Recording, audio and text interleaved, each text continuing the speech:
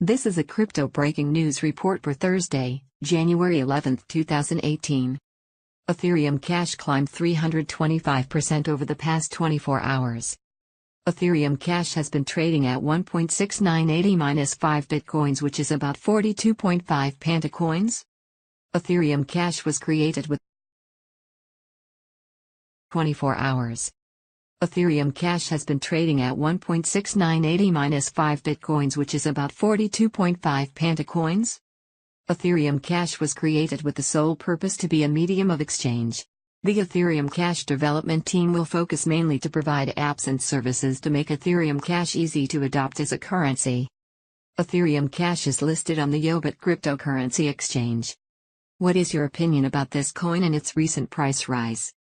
Leave your thoughts on Ethereum Cash in the comments section for this video. Thank you for watching Crypto Breaking News.